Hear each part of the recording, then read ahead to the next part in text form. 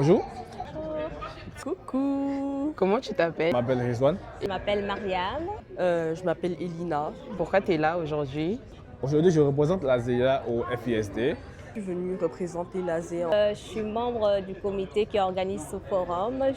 J'occupe le poste de responsable webmaster, donc je gère un peu le site web pour le forum. C'est un forum pour discuter de la diaspora, comment la diaspora peut influencer le continent africain. Donc, Qu'est-ce que tu t'attendais à voir aujourd'hui dans le forum? Des panélistes, des personnalités importantes comme des gouverneurs, peut-être des actrices, des acteurs. Personnellement, je m'attendais à réseauter et j'ai vraiment réseauté. Là, j'ai eu des contacts de maires, des sénateurs et tout, et je suis très satisfaite. Là, j'en suis sûre, si je rentre en Afrique, j'aurai des links à faire. Et à Ouais. part ça, j'ai assisté à quelques panels et c'était vraiment incroyable. franchement, j'ai été agréablement surpris parce que je m'attendais vraiment à avoir des tables rondes, des séances d'échange pour discuter de comment on peut influencer le continent africain, même quand on n'est pas sur le continent. Et ça a été genre, un acquis majeur pour moi. Même si on n'est pas prêt pour l'instant, on pense vraiment que c'est quelque chose qu'il faut avoir à cœur et qu'à long terme, il faut que ça se réalise en soi. Ok, on peut dire alors que tu es satisfait. Énormément. Mais oui, je pense que je reviendrai l'année prochaine. Oui, vraiment parce que ça nous a permis de faire du réseautage, connaître plusieurs organismes qui défendaient différentes causes. C'était vraiment intéressant. Ça a été vraiment instructif. Quels sont les défis au niveau des besoins essentiels, au niveau de logement? Il y a beaucoup de choses qu'on entend. Comment est-ce que ça se présente? Et merci beaucoup pour la question. Vous savez, actuellement au Canada, il y a la crise du logement. Et cette crise de logement, ça touche les étudiants internationaux, même avant même qu'ils mettent le pied sur le territoire canadien. Parce que vous savez, quand on parle de logement, il y a d'abord la disponibilité et aussi l'accessibilité, est-ce que le coût justement.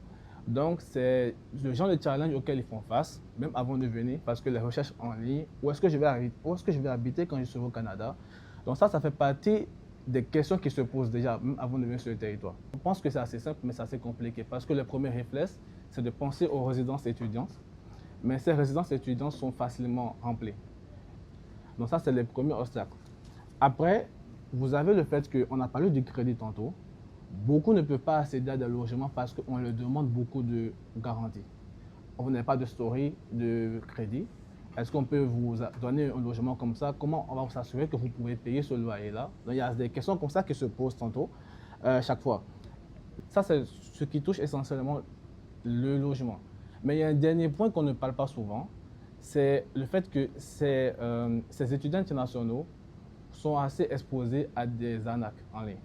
Vous allez avoir des étudiants qui vont arriver au Canada avec l'adresse sur les documents et tout, où ils vont habiter, et ils savaient qu'ils ont été scam et qu'ils n'ont signé aucun bail et que voilà. Il y a personne ne les avait aidés à trouver un logement abordable.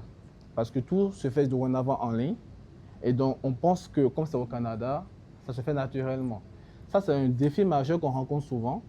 Et on ne peut pas vous le dire parce que des fois, on reçoit des messages des étudiants qui demandent à pouvoir loger dans nos locaux aux universités. Quelque chose qu'on ne peut malheureusement pas faire. Et ça, c'est un grand enjeu. Tantôt, avec Maître Baldier, on a beaucoup parlé des critères, la capacité financière. Beaucoup viennent au Canada, mais cette capacité financière s'avère très, très importante à la fin parce qu'ils n'ont pas les ressources nécessaires. Donc, au cours des dernières années, justement, nous avons mis en place des programmes d'assistance, justement, de suivi, pour qu'on a compris que le problème, ce n'est pas la réalité du territoire, mais c'est aussi l'information que les gens n'ont pas vraiment avant d'arriver sur le territoire. Donc, aujourd'hui, sur notre site web, nous avons des espaces où on te met ce dont tu as besoin lorsque tu arrives au Canada. Nous avons des meetings lorsqu'ils font des visites de campus pour rencontrer les étudiants qui veulent commencer nouvellement sur le campus pour leur dire faites attention à ça. Et nous, comme on ne peut pas les aider, on les oriente. Encore une fois, Maître Ballet mentionnait le fait qu'il y a des agences, institutions basées dans les universités, centralisées sur l'aide aux étudiants internationaux. Aujourd'hui, merci beaucoup pour l'invitation. Et merci aux panélistes parce que ça a été une discussion très enrichissante. J'ai beaucoup appris et j'imagine que la salle aussi a beaucoup appris. Donc, merci beaucoup. Ça me fait plaisir de savoir que vous avez à cœur des étudiants comme nous autres ici. dans vos discussions continuelles, dans vos cycles, comme vous l'avez dit. Donc, merci aussi au FISD pour ce genre de forum-là, de savoir qu'on peut s'asseoir ensemble, discuter comme table ronde. Et merci au nom de toute l'équipe de l'Association des étudiants africains de l'UQAP. Merci à tous.